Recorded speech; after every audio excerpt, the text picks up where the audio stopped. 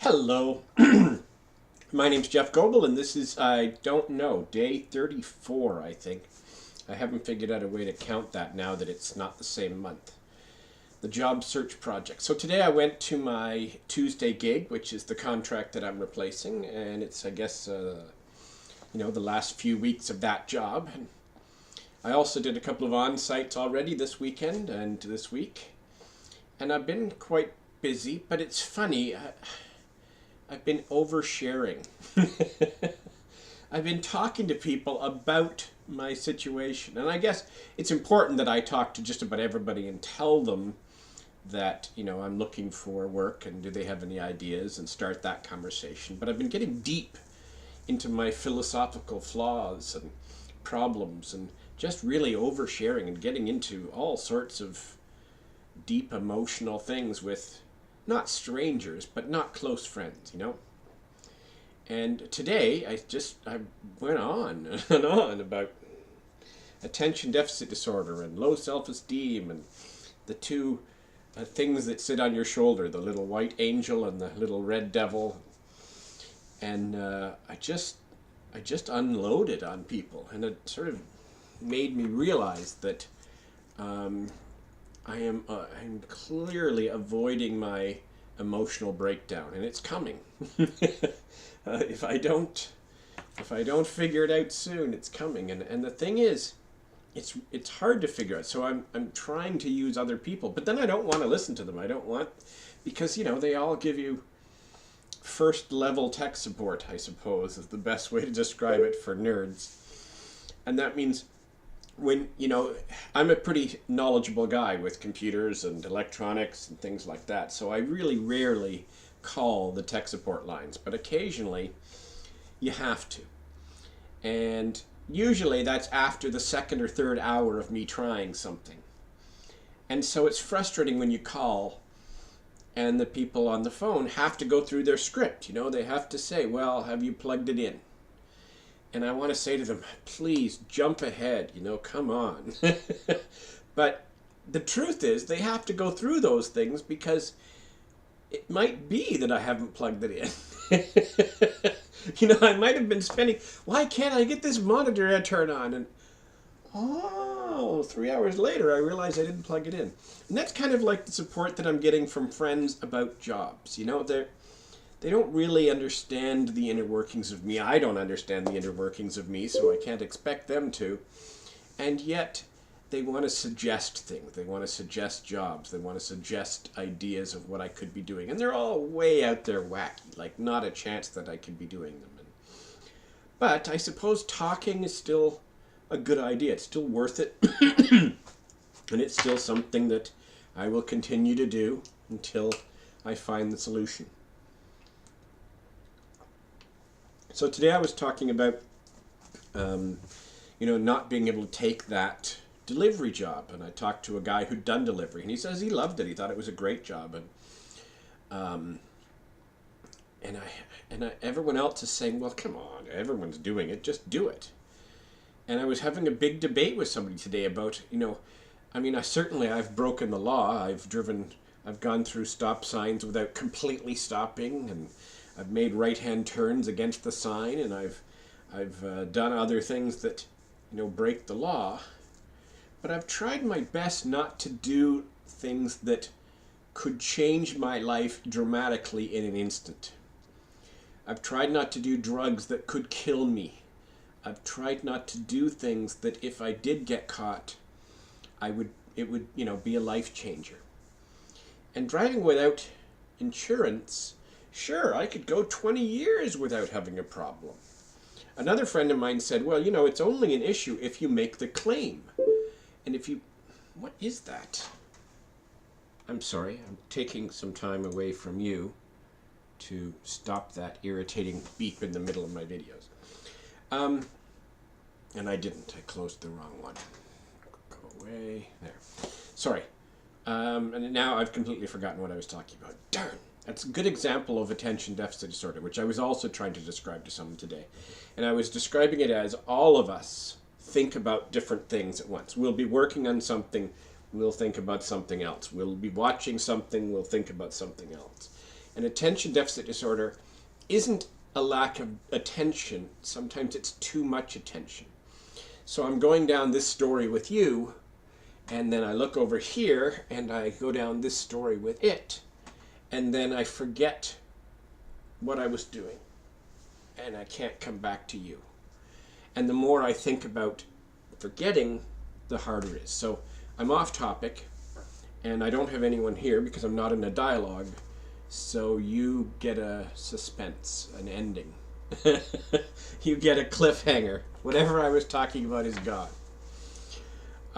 It doesn't happen that often in public because, you know, there's someone else there and they say, oh, we were talking about this.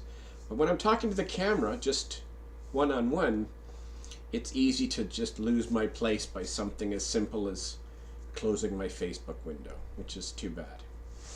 I suspect, I talked to someone else who I've been friends with for a long time, and they just recently decided to go and get some assistance, some medication, some therapy, to talk to a doctor. And I say I'm going to do the same thing, but I never do. The last time I went to see a doctor, it took me 5 years to figure out how to get the appointment and get there. The same sort of thing's happening now. There's obvious steps, but I'm avoiding them. On my way home today, I was thinking, okay, I could just go in, I've got a new doctor, just go in, say, hey, I'm having a little bit of difficulty. I know depression is coming, and I'm avoiding it, but unfortunately by avoiding it, not getting the things done that I need to get done. And then I thought, no, I'll just go home anyway instead. Just not do that today. Maybe we'll do that tomorrow. Don't put off till tomorrow what you can do today. Well, it doesn't work that way for me. Instead, I put everything off till tomorrow. I do a little bit every day to make myself feel like I did something, but I didn't do something. I didn't do the something that I need to do. And, you know, I'm surprisingly keeping busy. So I actually have things to do every day. I can't use the lull of boredom to say, well, I should do this. I actually have something to do tomorrow. And although it will only take me about 2 hours, it will have been something. And I will get out of the house and I will do it. And then on my way home, I'll think, should I go to the doctor? Nah. I'll just come home and make a video saying that I feel guilty. And that's what this is.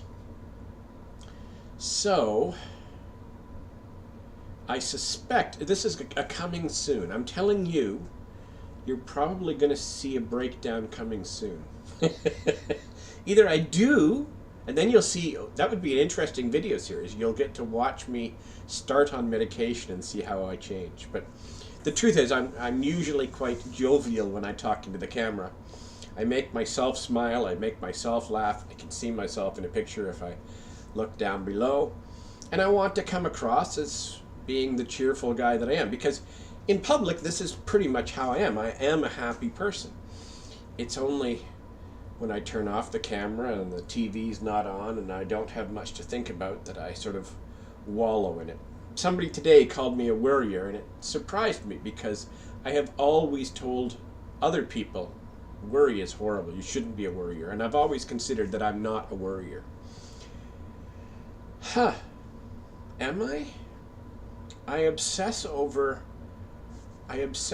how my image is coming across, that I'm making people smile and not frown, that I will fail.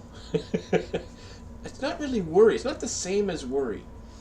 Again, today's conversation at my office gig was deeper than usual. We touched on a lot of topics, and somebody called me crazy, and I'm always okay with being called crazy because I think we're all crazy. But being called a worrier, and then also being told I see the worst in everything, I look for the worst, and that's not entirely true either. I scenario out possible futures, and that always includes a negative. And then I analyze, well, if a negative is possible, is it likely? And in many cases, I come up with the interpretation that it is. It may not be for real, but if something is likely, then I consider it, I may fail, and I don't do it. That's not the same as always seeing. The example was that I wouldn't do the pizza delivery job because technically it's illegal, and technically if I got into an accident, I would be responsible for that. And he said to me, but the chances of that are less than 1%. And I thought, yeah, but that 1% is pretty bad. You know, if you're a pizza delivery guy and it's the worst storm of the year, and this year we've had 20 worst storms, and there's no power, and you're driving into a driveway in the middle of the snow and you hit a child, the insurance company says we won't pay, and I'm responsible.